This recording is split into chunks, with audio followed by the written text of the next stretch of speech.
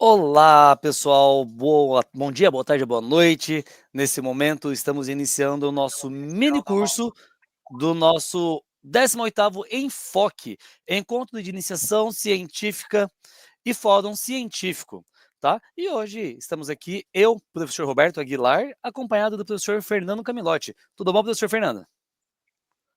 Tudo bem, pessoal? Bem-vindos ao nosso mini curso e obrigado também pela participação do professor Roberto, que veio enriquecer aqui os nossos estudos a respeito de ótica e fotônica hoje. Professor Roberto, tudo certo para a gente começar?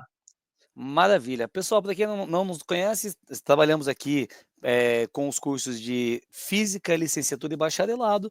E aí, se vocês tiverem dúvidas depois, podem deixar registrado aqui, que nós adentraremos e responderemos vocês com calma e conforme necessidade, mandamos material a mais e vamos trocando essa informação. Professor, ótica e fotônica. Então, nossa primeira temática aqui já veio com uma pergunta bem legal. O que é luz? Nossa, o que é Isso, luz? É isso um na verdade é termo. uma pergunta histórica, né? Ela vem Pois lá é. do tempo dos estudos da filosofia. Antes mesmo de Arquimedes, o pessoal já se perguntava o que era luz, né? E aqui a gente vai abordar ela de uma forma mais prática, não tão filosófica, mas a ideia é que é tão antiga essa pergunta quanto o nosso conhecimento de geometria, nosso conhecimento de linguagem. E E depois a gente vai falar sobre o princípio de Fermat, mais especificamente das leis da reflexão e refração. Você vai ver que tem tudo a ver, né? E depois vem estudo de fotônica, né, professor Roberto? pois é, professor, vamos falar um pouquinho sobre as aplicações e assim por diante, e também vamos falar sobre instrumentos ópticos, né. Professor, sabe o que é mais interessante Isso quando aí. nós voltando àquela pergunta inicial, o que é luz? Porque é uma das poucas respostas, assim, que tem 2 respostas corretas, né. Olha que legal, Exato. existe o tal do conceito de dualidade, né, professor. Ó, já iniciamos a nossa primeiro questionamento. Mas, professor, por É, gentileza. então, a maioria das pessoas já conhece a ideia de luz ser partícula ou ser onda a partir dos estudos que ficaram famosos, né, da dualidade onda-partícula. Mas todo mundo tem um conceito também intuitivo do que seja luz. A gente convive com a luz desde os primeiros momentos de vida, não tem escapatória. E, de uma forma ou de outra, quando você pensa na luz, como uma entidade física, é necessário também atribuir a ela certas características, como, por exemplo, a intensidade, a direção de propagação e assim por diante. Bem, muitos experimentos consideram a luz como sendo ondas, tá? E muitos experimentos consideram a luz como sendo partícula. Existe uma discussão da natureza da luz a partir da mecânica quântica. E para isso a gente tem ali atribuído a chamada dualidade onda-partícula. Por uma das interpretações da mecânica quântica, a gente pode tratar a luz, quando for conveniente, como onda e quando for conveniente como partícula. Basicamente, a ótica geométrica que nós estamos acostumados, ela trata da luz como sendo uma onda. Só que ainda simplifica-se mais, né, professor Roberto? Onda para ótica geométrica, ela não é a onda luminosa, ela é tratada como um raio luminoso. A ideia de raio luminoso é justamente vinculada à geometria por conta da indicação que a gente faz no papel. Ao representar o caminho de propagação da luz, a sua direção e sentido, a gente faz uma reta, um segmento de reta, né? E é daí que vem o nome ótica geométrica. Claro que envolve também outros aspectos da geometria. A gente vai ver no decorrer do nosso encontro de hoje diversas aplicações e diversos momentos em que a gente vai usar uma geometria um pouco mais bruta para representar a luz, né? Não só o raio luminoso, que é um conceito um tanto quanto fundamental. Já a interpretação da luz como sendo partículas, ela está muito vinculada com a ideia de fotônica. A fotônica, ela é o estudo, mais à frente a gente vai falar, mas é um estudo que está para o fóton, assim como a eletrônica está para o elétron, tá? Então, a fotônica é uma área relativamente nova da física, ela está relacionada com a detecção, com a transmissão e com equipamentos que absorvem e emitem fótons. E a gente vai ver alguns aspectos mais à frente na nossa apresentação.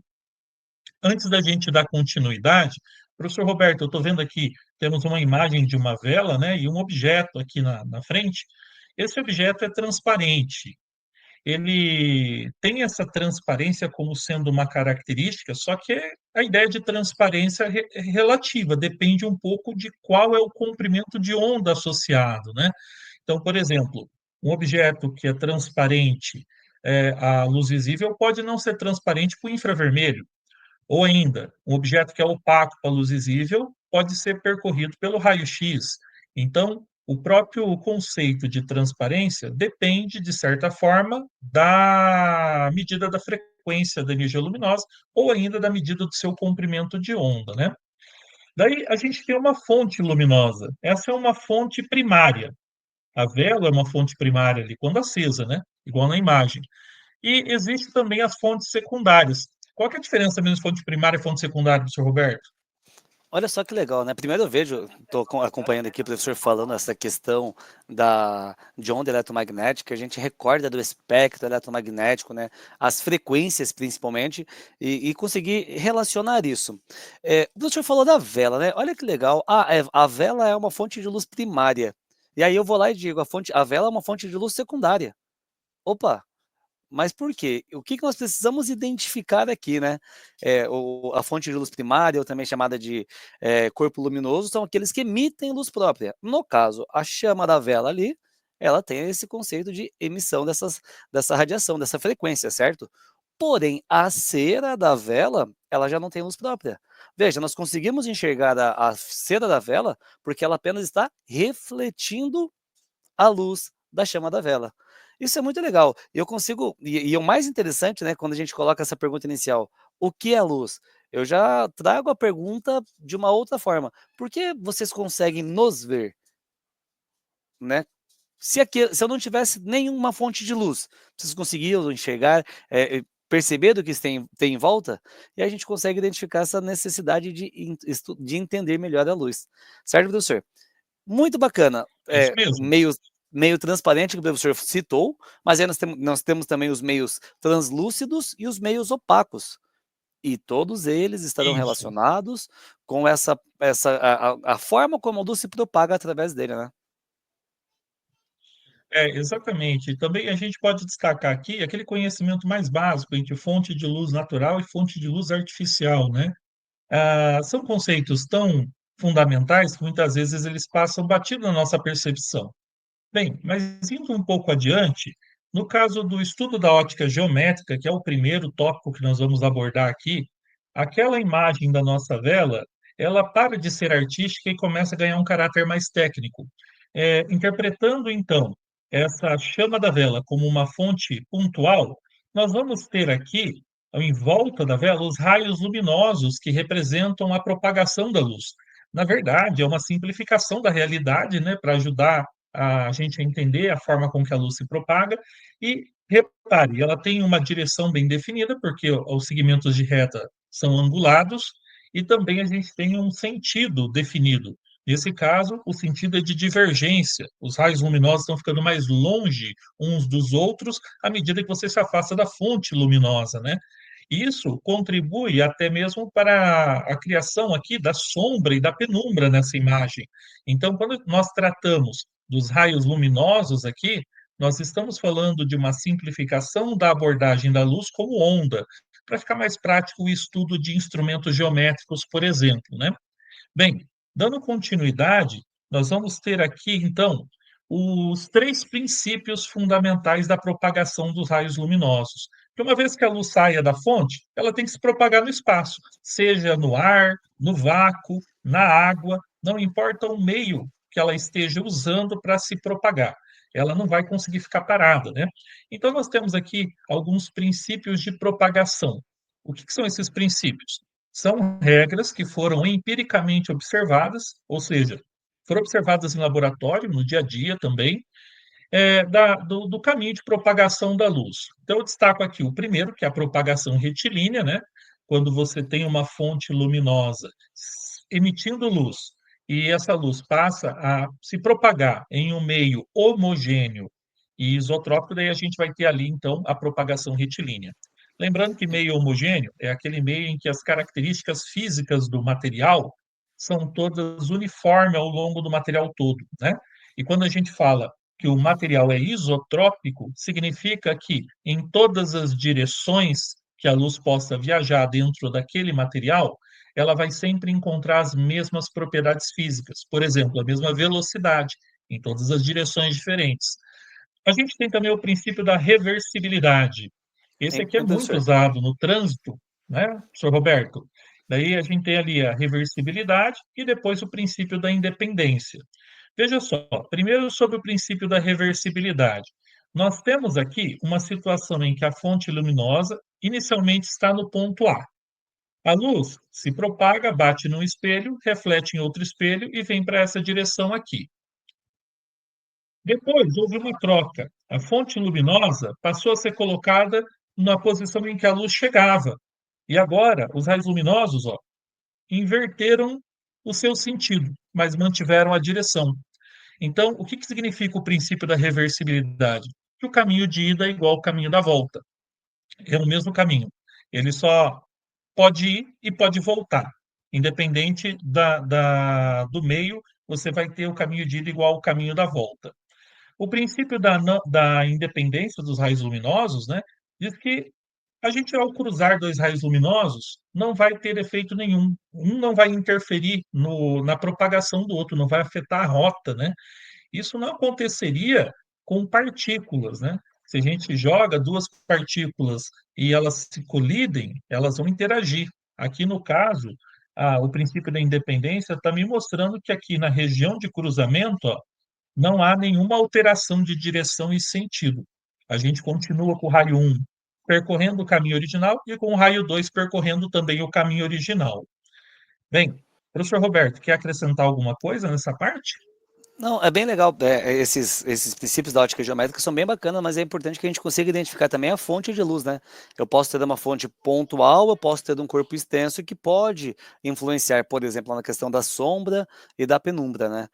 São pequenos detalhes, Isso, tanto na reversibilidade ali quanto na independência, nós temos pontos, né? Eles se propagam os raios paralelos, mas nós temos um conjunto de raios, esses feixes, mas todos eles sendo paralelos, né? É bem legal que a gente consegue fazer, até já deixamos como sugestão, como uma possibilidade futura, a discussão do LED. Então, quando nós trabalhamos geralmente com essas representações, nós trabalhamos com LED, mas infelizmente nós não vamos conseguir trazer esse tópico hoje com profundidade, né, professor? isso mesmo. Uma coisa que é curiosa sobre esses princípios de propagação é que você, analisando com qualquer sistema físico envolvendo ótica geométrica, com esses três princípios, você consegue reproduzir uma prévia do comportamento do raio luminoso, né? Você consegue definir, por exemplo, características de imagem usando esses raios e esses princípios.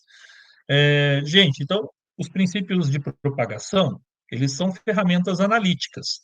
E quem que deu o pontapé inicial para gerar essas ferramentas analíticas? Na verdade, foi uma constatação experimental.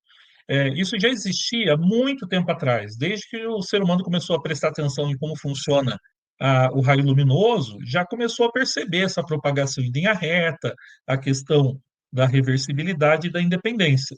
Mas lá pelos anos 1600 e pouco, a gente teve na França um senhor chamado Pierre de Fermat. Eu coloquei uma representação dele aqui na imagem, né? E o que aconteceu? Esse cara, apesar de ser juiz, ele foi um matemático brilhante. Ele nunca estudou formalmente matemática na escola, na faculdade, né? E ele ficou conhecido por conta disso como o príncipe dos amadores. Dizem que até o Euler fugiu dos desafios matemáticos que ele propunha, né? O Euler veio depois, ele já tinha morrido, e de acordo com as histórias que a gente lê, né, tem muito matemático que via os desafios, porque ele era muito desafiador, colocava a matemática como sendo um hobby para ele, né? Ele desafiava outros matemáticos profissionais. E daí a ideia é que tem até um teorema dele, ficou muito famoso, por muitos anos ficou sem descobrir uma solução para a demonstração do teorema e foi descoberto recentemente, faz poucos anos. Enfim, por que eu estou falando desse cara? O Pierre de Fermat, ele fez alguns estudos relacionados à geometria, pensando na propagação da luz. E ele chegou nessa conclusão que está em destaque ali no texto para a gente. Ó. de todos os caminhos possíveis para ir de um ponto para outro, a luz segue aquele que é percorrido pelo mínimo tempo. Isso ficou conhecido como princípio de Fermat ou também como o princípio do mínimo tempo, né? Daí, a gente vai ter aqui agora o princípio do mínimo tempo sendo explorado tanto para explicar os princípios básicos da propagação luminosa, como também como a base de pensamento para você ter a lei da reflexão, a lei da refração. Se você está bem recordado lá da escola, lá no ensino básico, você aprendeu duas leis para as leis da reflexão, né? Se tratava como as leis da reflexão. Tínhamos lá a primeira lei, que estabelecia que a reta normal, o raio de incidência e o raio refletido pertenciam ao mesmo plano. E também a gente tinha uma segunda lei da reflexão, que estabelecia que o ângulo de incidência do raio luminoso incidente em relação ao normal era igual ao ângulo de refração, que é o ângulo entre a reta normal e o raio refletido, né?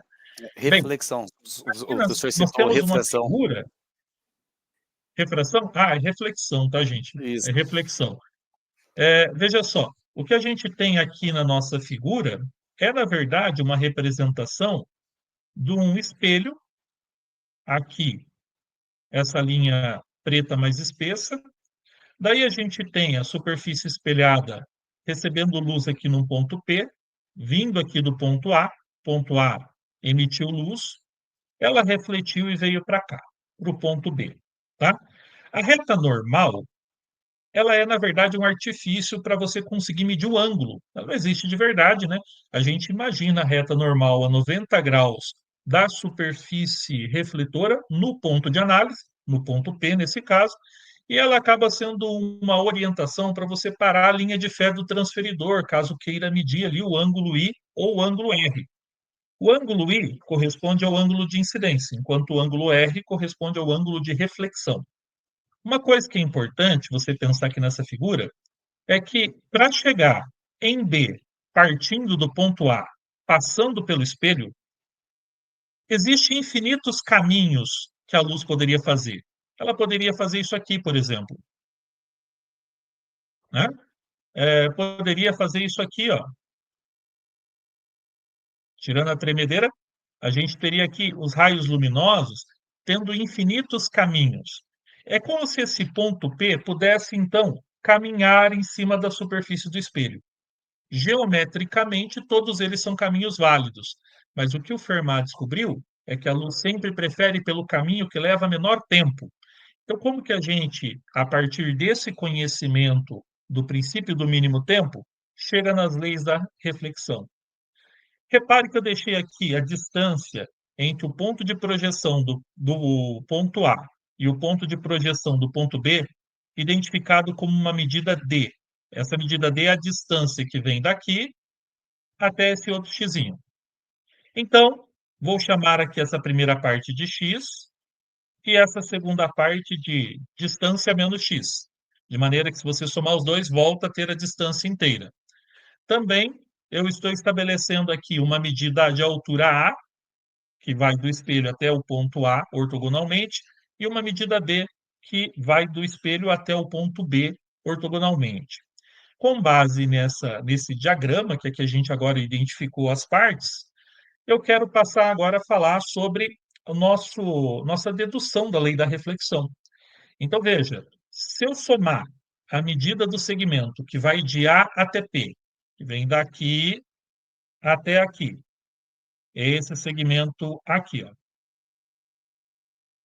mais a medida que vai de P até B, que corresponde a esse outro segmento aqui, nós vamos ter, então, o caminho total que a luz fez, independente desse ponto P vir para a direita ou vir para a esquerda. Aqui, a gente ainda imagina que ele pode ser qualquer caminho geométrico, né?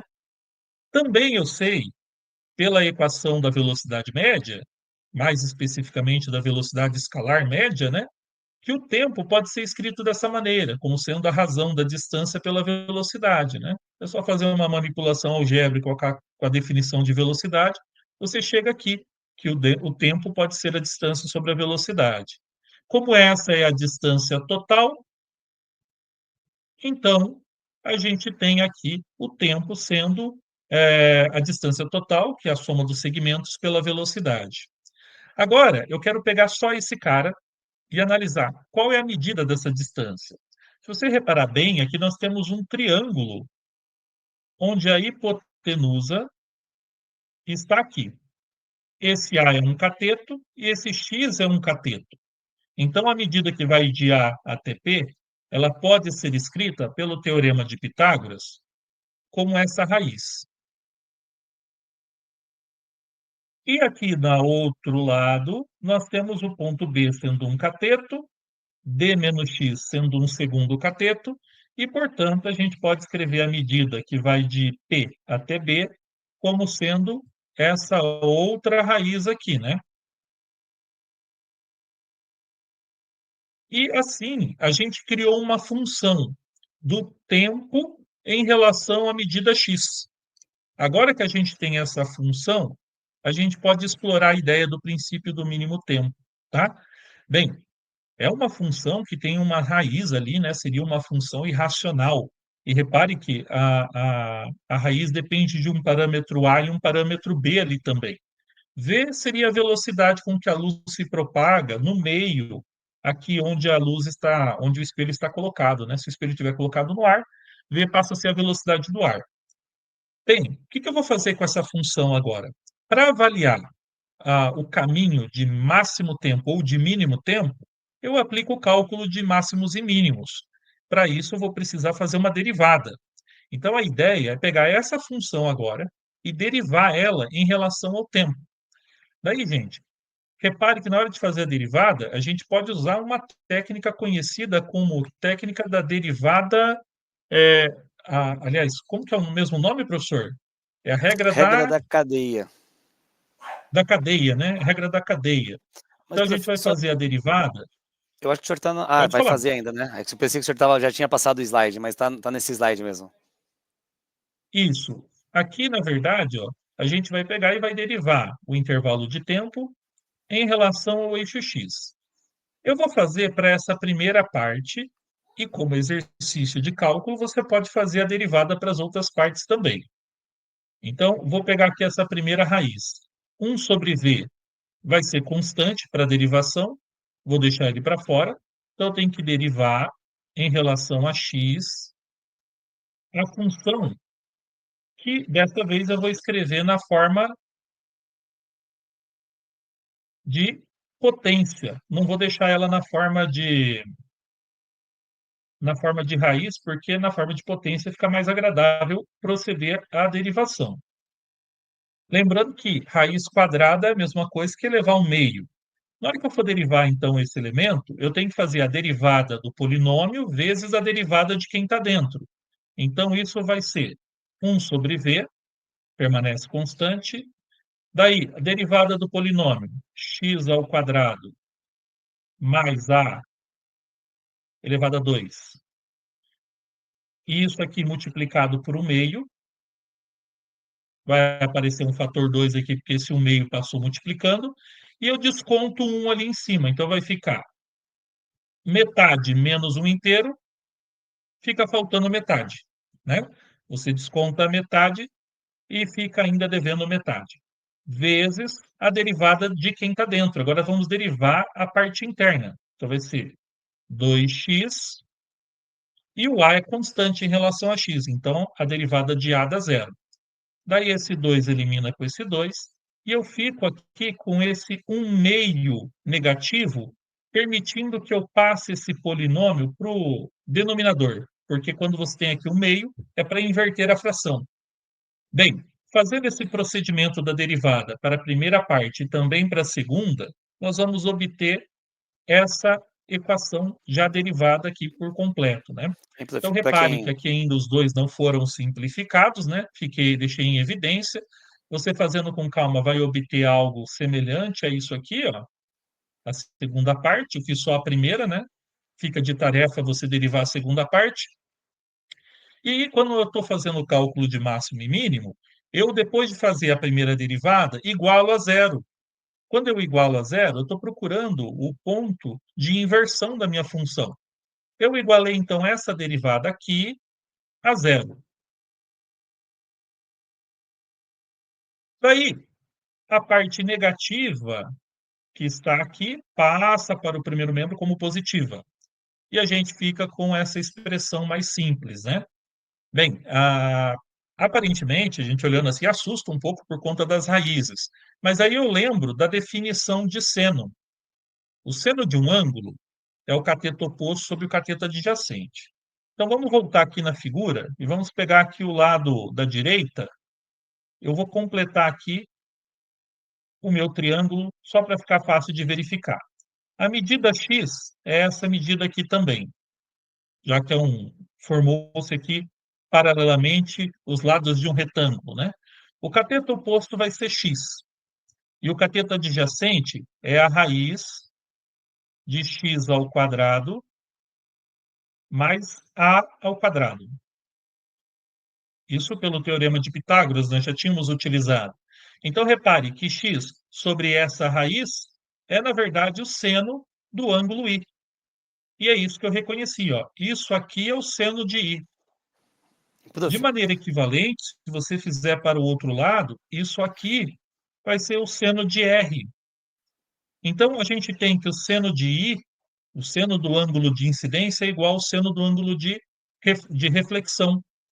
Isso só acontece se o próprio ângulo de incidência for igual ao ângulo de reflexão.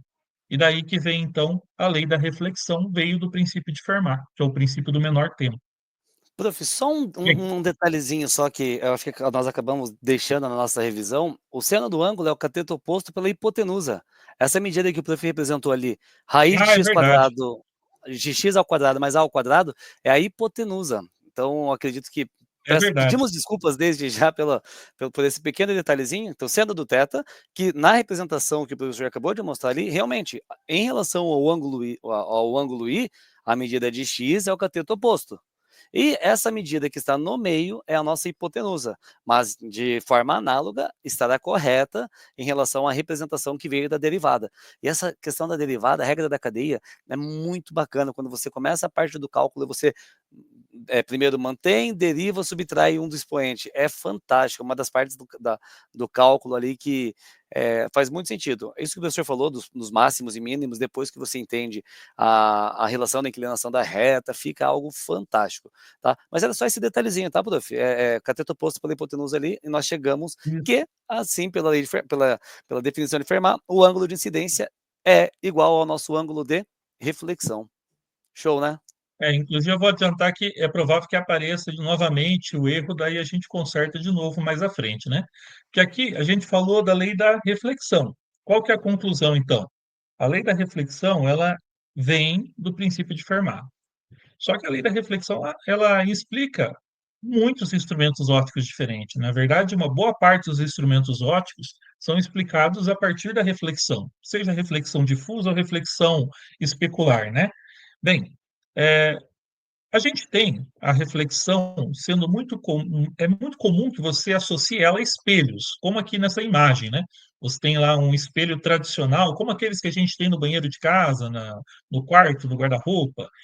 E, na verdade, o conceito de espelho para a física é um pouco mais abrangente. Espelho, do ponto de vista da física, é qualquer superfície, como nessa segunda imagem aqui ao lado, que consegue refletir ao menos parcialmente a luz. Então, a lei da reflexão que usamos para representar essa primeira imagem também é usado para representar aqui a formação da imagem do espelho d'água, né? Aqui a imagem do horizonte da cadeia de montanhas está sendo formada porque a água aqui está se comportando como um espelho. Então, o conceito físico ele acaba sendo um pouco mais abrangente. Mesmo em E, situações cotidianas, como, por exemplo, assim, quando você olha uma vitrine, ou quando você está no ônibus, olha através do vidro do ônibus, você consegue ver lá fora, mas também você consegue ver a reflexão, né? Então, a gente percebe que a pessoa que tirou a foto, ó, está aparecendo aqui. Não sei se vocês haviam notado. Essa outra pessoa de pé aqui, ela não está dentro do ônibus. Então, a imagem é de dentro do ônibus, mas também a gente consegue ver coisas que foram refletidas na superfície. Nesse caso, a gente tem aqui um semi-espelho, né? Temos um espelho que está refletindo parcialmente a luz, mas ainda assim as leis da reflexão vão valer. E aí, a refração agora? O que, que tem a ver a refração com o princípio de Fermat? Bem, vamos relembrar primeiro o que é refração e daí a gente avança pensando na dedução da lei da refração, tá? Então, aqui a gente tem o primeiro conceito relacionado à refração como sendo um fenômeno ondulatório, tá? E a refração para a luz, ela representa uma, um desvio que a luz sofre ao mudar de velocidade quando passa de um material 1 para o material 2.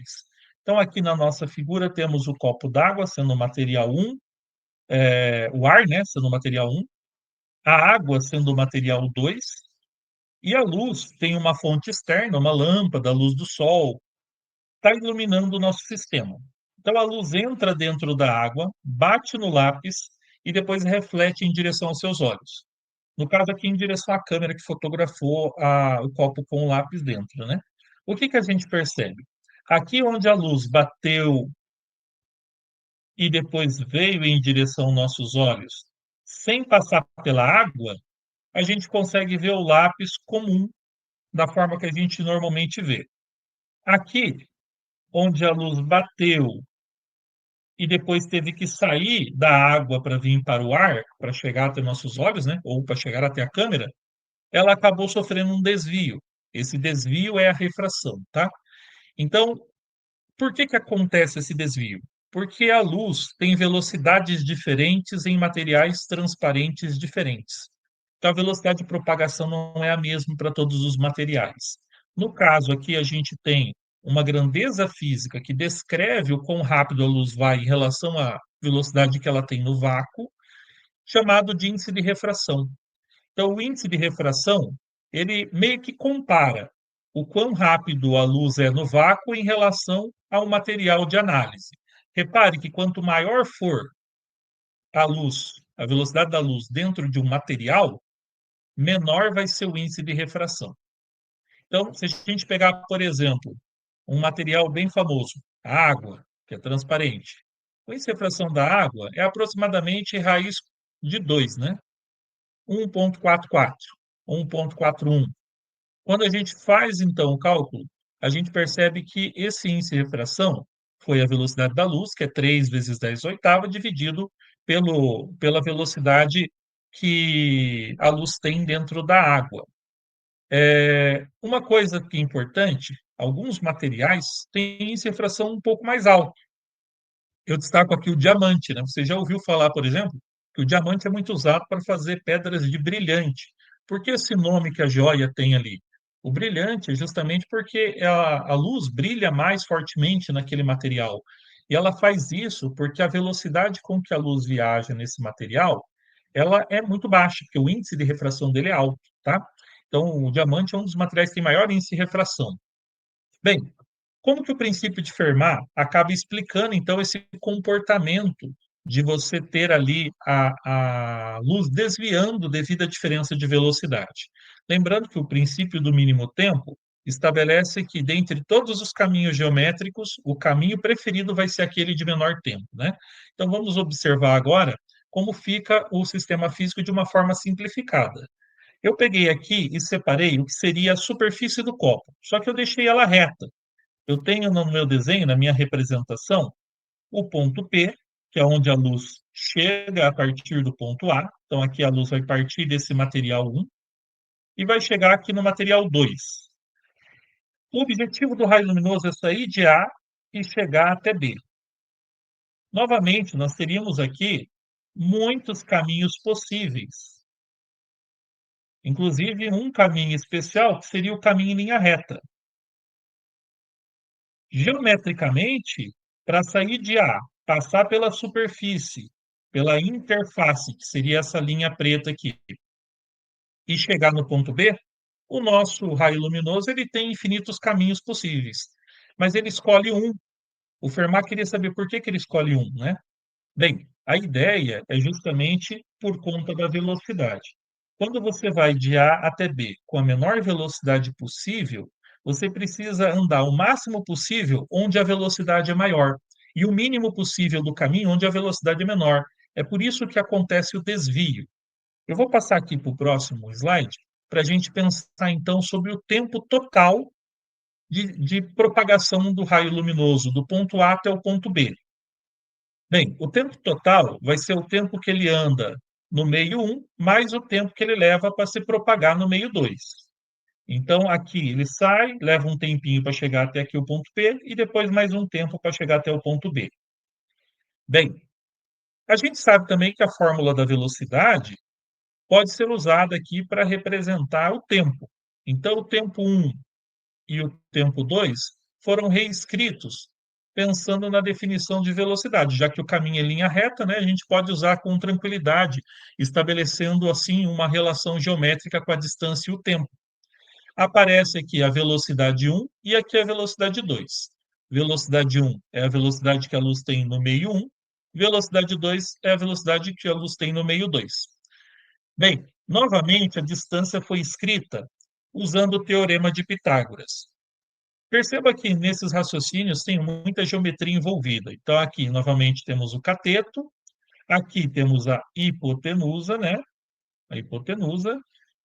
Aqui o ângulo reto do meu triângulo retângulo. E esse ângulo aqui, ele é alterno com esse ângulo. Alterno interno se eu considerar, né, a reta normal e aqui esse segmento A como sendo duas retas paralelas. Ângulos alternos internos são iguais, então aqui a gente tem o ângulo I de novo.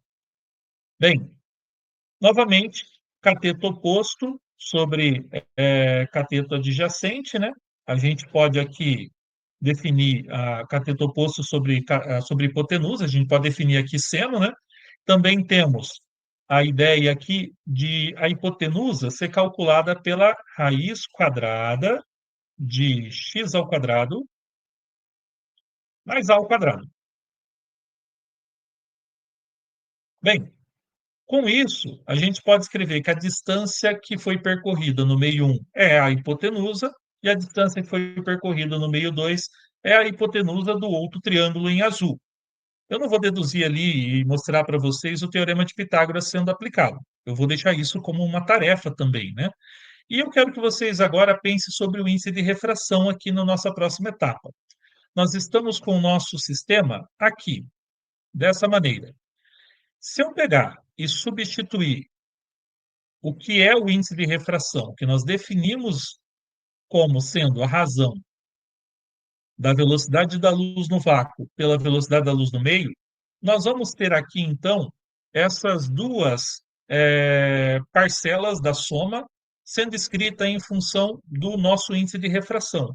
Vai aparecer no lugar da velocidade 1 o n1, no lugar da velocidade 2 o n2.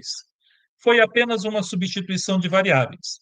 E agora eu tenho a função que descreve o tempo total que o raio luminoso demora para chegar de A até B em função de x. Sabendo a função, eu posso fazer o cálculo de máximo e mínimo, partindo então da derivação. Então, você vai derivar a primeira parcela, derivar a segunda parcela, pode colocar em fatoração os termos que for comum aos dois, né? E a gente vai acabar obtendo essa resposta na forma de derivada. Repare que aqui ainda não fiz as simplificações necessárias, né? Você pode fazer isso com calma, como um treino de cálculo. E o que a gente faz no cálculo de máximos e mínimos depois de derivar? Segundo passo é você pegar a derivada e igualar ela a zero. Com isso, você vai estar buscando o ponto de inversão. Fazendo esse procedimento de igualar a zero, eu posso pegar esse termo negativo e passar ele para o primeiro membro como sendo positivo. Então, a gente vai ficar com algo assim. Repare que aqui já apareceu o índice de refração 1 e o índice de refração 2. Novamente, aqui a gente tem a hipotenusa. Foi erroneamente colocado cateto adjacente. Se a gente vir aqui no nosso triângulo, aqui temos a raiz quadrada de x ao quadrado mais a ao quadrado, e a gente tem aqui a medida x. O ângulo I está aqui. Bem, cateto oposto por hipotenusa dá para a gente o seno. Então, essa parcela aqui acaba sendo seno. Seno de quem? Do ângulo I, o ângulo de incidência. e já essa outra parcela, ela corresponde ao seno do ângulo R. Isso você pode deduzir pela figura também como um trem. De maneira que a gente chegou na famosa lei de Snell-Descartes, né? Essa lei, ela diz para a gente que o índice de refração é inversamente proporcional ao seno do ângulo. Então, quando o ângulo for grande, o índice de refração daquele meio é pequeno, né? Então, olhando aqui na minha figura representativa, eu consigo perceber que o I é um ângulo grande em relação a R. Então, isso significa que nesse meio 1, o índice de refração 1 deve ser menor do que o índice de refração 2. Ou seja, o índice de refração 2 é o meio mais refringente. O nome refringente significa maior índice de refração. Professor Roberto, tudo tranquilo até aqui? Tranquilo, professor, tranquilo. É bem legal, porque o professor falou das leis da reflexão anteriormente, né? Raio incidente, reta normal, e raio refletido pertencem ao mesmo plano. E agora a gente tem as duas leis também, né? O professor acabou de mostrar passo a passo como nós chegamos à segunda lei, né? N1 seno de I igual a N2 E seno elas de têm R. uma base Perfeito. comum. Uhum. Têm uma base comum. Bem, agora vamos falar um pouquinho mais sobre essa reflexão, sobre a refração, na verdade, né? Eu posso pegar a lei da refração e escrever ela em outro formato. O outro formato é ótimo para você fazer análises mais rápidas, né? Então, eu coloquei aqui na forma de uma razão, ó, deixei basicamente no primeiro membro a parte geométrica da nossa lei de Snell e no segundo membro, eu deixei a parte física, né? Lembrando que o N, o índice de refração, é uma característica física dos materiais, tanto para o material 1 como material 2. A divisão de N2 por N1 corresponde ao índice de refração relativo.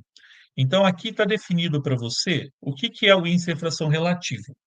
Normalmente, quando a gente está lidando com ar e água, como aqui na figura do gafanhoto, né? Ó, não sei se é um gafanhoto aquilo ali, mas aqui tem ar e aqui tem água. São dois meios diferentes, mas o ar, ele tem, a luz tem uma velocidade de propagação que é quase igual à velocidade de propagação dela no vácuo. Claro que tem uma variação dependendo da temperatura, dependendo se tem alguma coisa suspensa no ar, mas em média a gente pode falar que a velocidade da luz no ar é igual, é praticamente igual à velocidade da luz no vácuo. Então, pelo cálculo do índice de refração, o índice de refração do ar deve valer 1. O índice de refração da água, ele tem um valor diferente, depende também da temperatura da água, se tem alguma coisa na solução, ou até mesmo do pH dela, isso pode influenciar o índice de refração. Mas, na verdade, a ideia é que faz mais sentido usar o índice de refração relativo quando você tem outros meios, como, por exemplo, o vidro e diamante, são dois meios transparentes, ou ainda vidro e água. A gente pode analisar de uma forma mais fácil o par de materiais usando o índice de refração, tá? Bem, a gente vai avançar aqui um pouquinho, que eu quero falar também sobre um efeito muito importante para aplicações, né? Vocês viram que reflexão e refração, apesar da gente aprender de formas separadas no ensino básico, eles partem do mesmo princípio e eles acontecem ao mesmo tempo, a maioria das vezes. Quando a luz chega numa superfície, como naquela que eu tinha mostrado agora há pouco, do ônibus, né, do vidro do ônibus, parte dela passa atravessando o vidro, fazendo, portanto, o desvio da refração, outra parte reflete. Não é um fenômeno isolado. Nós que isolamos para poder estudar com um pouco mais de profundidade cada um deles. Mas, a princípio, a gente tem um fenômeno que não podemos deixar de dar atenção por questões tecnológicas. É chamado de reflexão interna total. Ô, professor Roberto, reflexão interna total, ela está presente na tecnologia. Você lembra algum exemplo de uso da reflexão interna total? Rapaz, hoje em dia, acho que quase todo mundo tem em casa, né? Principalmente quem faz os cursos conosco, né? A tal da fibra ótica, né? A fibra ótica, ela utiliza o princípio da Exato. reflexão interna total. E é muito legal, né? Só Você, se o professor me permite, nessa primeira imagem que nós temos um raio saindo do meio ar, aí ele incide no material e ele não está sendo refratado saindo deste meio, né? Ele está sofrendo uma reflexão Exatamente, ele sofre uma reflexão total, né. E dentro da fibra ótica acontece isso. É aí que Outro tá. o professor citou também o diamante anteriormente, né. A forma como ele é polido, é justamente para que ele mantenha preso ali os raios para que ele tenha um maior brilho ainda, né. Isso, ele tem que ser lapidado para ele brilhar bastante, né. E tem que ser polido também, né, para você formar ali a superfície dele e deixar ela refletora, é preciso fazer o polimento do diamante, né. Na Perfeito, verdade aqui, todas essas superfícies para melhorar a qualidade de reflexão, né, tem um parâmetro chamado reflectância na superfície, que você acaba fazendo um polimento e dependendo do grau de polimento ele fica mais ou menos espelhado. Aqui no caso, esse material transparente pode ser que seja acrílico, tá? Ele não precisa ser um material caro, uma lente, um vidro caro. Ele pode ser materiais simples. Até mesmo a linha de pesca pode ser usada para fazer a reflexão interna total, porque ela é transparente, ela é de nylon, né? Você consegue fazer reflexão interna total até com uma linha de pesca. O problema é que você tem contaminantes desses materiais de baixo custo que vão absorver a luz conforme ela se propaga dentro do material. Então, ela reflete 100%, mas ela vai perdendo intensidade por absorção ao longo do caminho óptico, né? Uma coisa que é importante que também falar é que mesmo que você esteja nos assistindo aí no EAD por internet de rádio, você ainda está usando fibra ótica. Porque existe cabos submarinos de fibra ótica ligando, por exemplo, o Brasil aos Estados Unidos, o Brasil à Europa. Os caras literalmente pegam um cabo e levam de um continente para outro, né, para poder transmitir sinal de internet. Isso é uma coisa que está agora sendo modernizado com a comunicação por satélite. Daí, comunicação de satélite de baixa órbita não precisa de tanta estrutura. Você precisa só mandar, claro, os satélites para o espaço e manter, fazer a manutenção deles lá, né?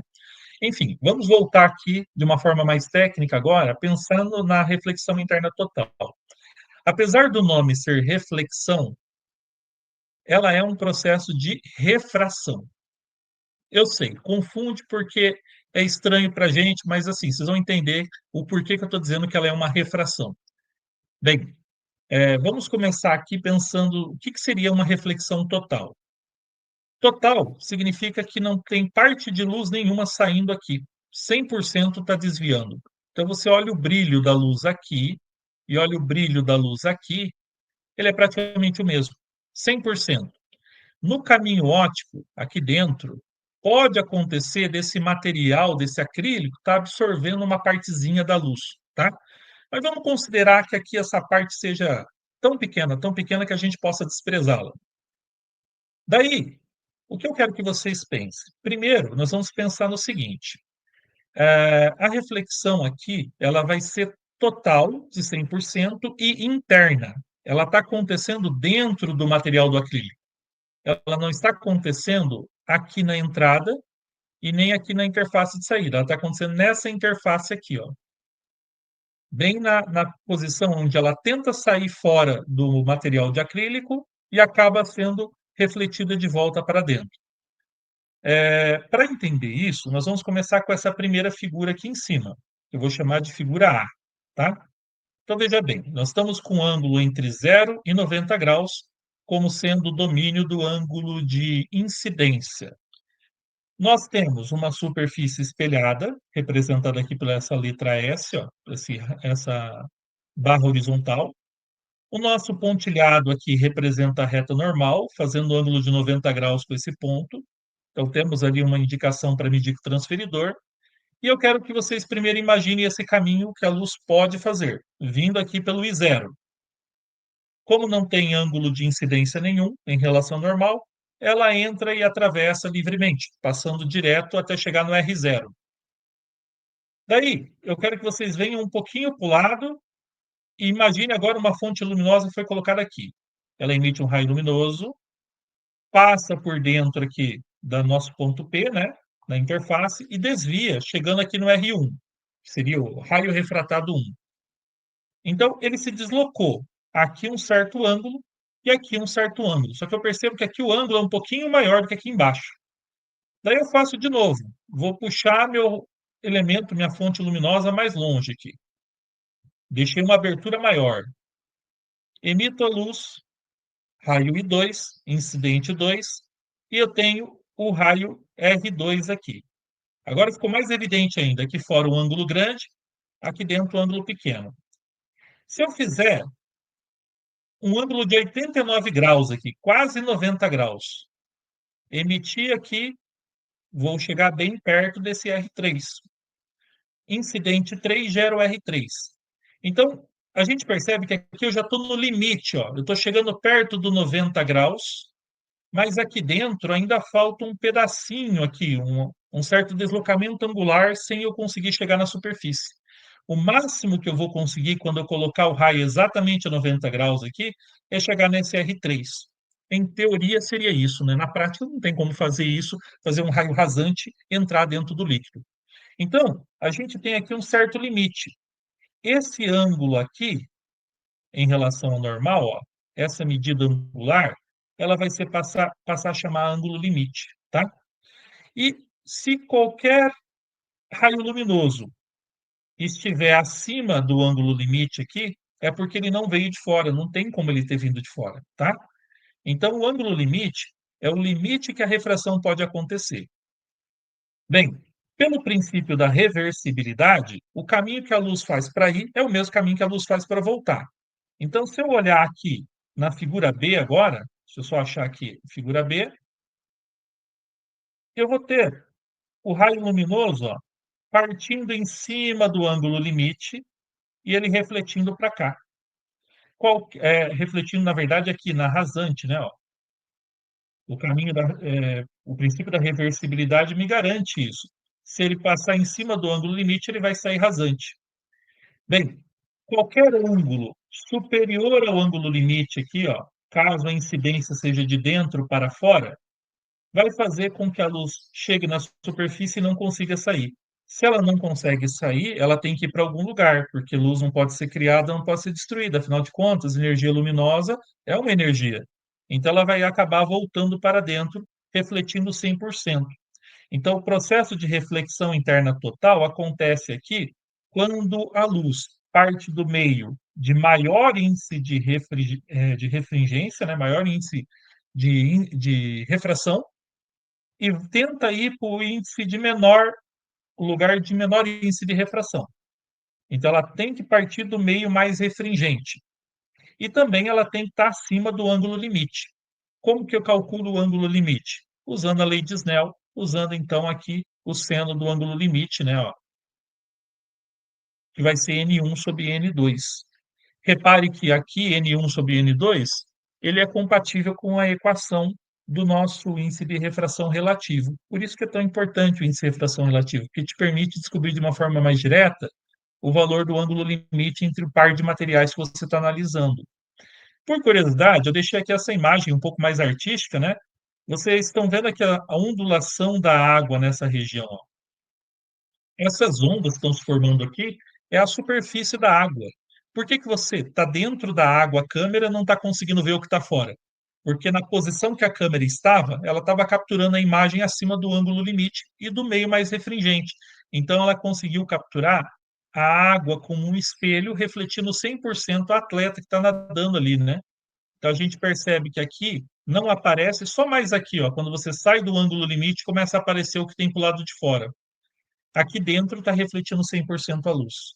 E esse é um dos fenômenos mais usados em laboratório, porque quando você tem um sistema óptico, você precisa que a luz, ela seja, a potência luminosa, né, ela seja preservada, senão você tem que ficar aumentando muito a potência da fonte, potência da lâmpada, né, do laser. Materiais que emitem energia luminosa muito potentes, geralmente são mais caros. Então, para você evitar de ter que ficar explorando o limite da potência do seu equipamento, da sua fonte luminosa, a gente usa do redirecionamento do feixe luminoso em algumas técnicas de medida em ótica, justamente equipamentos como esse aqui, né, com esses prismas, que acabam fornecendo para a gente a reflexão interna total. Professor Roberto, tem alguma coisa a acrescentar aqui? Não, professor, perfeito. Esse caso da reflexão, né? E mais uma vez, voltando ao tanto de tecnologia que nós conseguimos identificar nisso. Outra relação que eu acho bem legal também são os dióptros planos, né? a posição do objeto em relação à superfície, da imagem, são alguns conceitos que a gente pode identificar. Mas é bem legal. E só nesse detalhe, né? O seno do L, quando você substitui ele, você vai encontrar o seno do ângulo, não o ângulo, né? Então depois nós precisamos encontrar Isso. qual é o ângulo. Você tem que fazer o inverso do seno para encontrar qual é o ângulo, né? Mas, Perfeito. geralmente, se for ângulos baixos, o seno do ângulo é aproximadamente o valor do ângulo em radianos, né? Bem, Show de vamos bola, falar Augusto. agora um Obrigado. pouquinho sobre fotônica, já que a gente falou bastante a respeito da ótica geométrica. Nós temos aqui a fotônica como sendo um ramo da ciência, eu já tinha comentado que ela é relativamente novo. O alvo de estudo da fotônica é basicamente os fótons, né? E o que que eles vão estudar dentro da fotônica? Vai estudar a luz como sendo partículas. Também, em dados momentos, fica mais prático acabar estudando o raio luminoso, porque, por exemplo, se você está estudando o funcionamento de um laser, geração de luz por laser, por LED, é através da fotônica que a gente estuda. Você não consegue explicar com a física clássica os fenômenos de absorção e de emissão luminosa, tá? Então, em determinados momentos, a gente pode até usar o raio luminoso, mas na hora de fazer a análise da absorção e da emissão, nós temos que pensar nele necessariamente como um fóton, tá? Geração de luz é das coisas que a gente acaba abordando na fotônica, né? Tanto para laser, LED, lâmpadas de uma forma geral, né? Fontes de luz. Transmissão de luz por fibras ópticas e guias de ondas. Daí temos também modulações e controle, né? O que seria um modulador óptico? Modulador óptico seria um equipamento que consegue mudar o comprimento de onda ou mudar a frequência da onda de acordo com o processo de filtragem, né? Daí, por exemplo, nós temos lá o papel celofane. Se você vê uma paisagem num dia claro através do papel celofane vermelho, você vai perceber tudo num tom mais vermelho, né? Isso foi uma seleção que você fez. Você está deixando passar os raios luminosos vermelhos e os outros você está bloqueando. Esse filtro formado ali pelo papel celofane é uma, de certa forma, uma modulação. Então, modulação é quando você modula a frequência ou o comprimento de onda, ou até mesmo a amplitude, pode ser moduladores de intensidade também. Detecção de luz. Daí aqui entra os principais detectores que a gente tem hoje, né? Fotodiodos, câmeras, sensores ópticos. E quando fala sensores ópticos aqui, tem um que em especial a gente usa muito em laboratório, que é o tubo fotomultiplicador. Esse é muito legal. Se você tiver interesse, dá uma pesquisada em fotomultiplicadora. Você vai entender como que, às vezes, um sinal luminoso muito fraquinho, com um brilho muito fraco, consegue ser detectado e medido. Daí a gente tem a interação da luz com a matéria, né? Tanto na absorção, no espalhamento, refração, a gente acaba também interpretando outros fenômenos além da absorção e da emissão. Mas, de uma maneira geral, a fotônica vai lidar com isso, né? Eu coloquei aqui um pedaço de calcita sendo atravessado por um laser azul. Vocês percebem que ali dentro está uma cor diferente, ó. O comprimento de onda foi afetado. A gente tem aqui uma mudança na cor do laser quando ele atravessa esse material, né? Isso é muito legal, significa que mudou a energia do raio luminoso, né? E, novamente, é uma área que tem crescido muito, tem muito mercado para trabalhar com fotônica, tanto em pesquisa como também em aplicações. Bem, eu quero falar também um pouquinho sobre os instrumentos ópticos. É, tudo que a gente fez de estudo, desde lá do começo, do pontapé inicial da pergunta o que é luz, até agora, é basicamente para explicar e para você conseguir entender com clareza o funcionamento de instrumentos ópticos de uma forma geral. Bem, são dispositivos que vão trabalhar com base na luz, isso você já deve lembrar, né? E a gente tem dois tipos: instrumentos de observação, que usam imagens virtuais, e os instrumentos de projeção, que usam imagens reais. Tanto os instrumentos de observação como objetos, como aqueles que são de projeção, eles acabam utilizando os aspectos relacionados à propagação da luz a partir do princípio de Fermat. E a gente está chegando aqui ao final do nosso mini curso hoje. Eu queria só destacar alguns pontos importantes, né? A lei da reflexão e da refração, elas partem do princípio de Fermat. Essas leis acabam sendo aplicadas aos instrumentos ópticos. A dualidade onda-partícula permite avaliar a luz tanto como partícula, também como onda. A reflexão interna total consegue refletir 100% da luz, que é uma coisa que espelhos não conseguem fazer, mas no processo de reflexão interna total a gente consegue. E a fotônica e a ótica são as bases do funcionamento, né, de uma infinidade de tecnologias que a gente tem no nosso dia a dia. E essas tecnologias, principalmente voltadas para a área de comunicação, têm revolucionado o nosso mundo. Professor Roberto, faltou falar alguma coisa? Tem alguma coisa a acrescentar? Não, professor, maravilha, é isso mesmo. É claro que a nossa linha de discussão ela é imensurável ainda, né? Nós estamos fazendo aqui uma abordagem inicial, alguns tópicos que geram mais discussões e nós ficamos à disposição para auxiliar você, caso você tenha alguma dúvida, podemos disponibilizar o nosso e-mail, vamos trocando informações, tá, professor? É isso aí. Muito obrigado pela sua participação aqui no nosso minicurso e aguardamos o seu possível contato no caso querer aprofundar ou querer contato maior com a ótica, tá? Muito obrigado. Até mais. Muito obrigado, professor Fernando, pessoal, muito obrigado e até mais.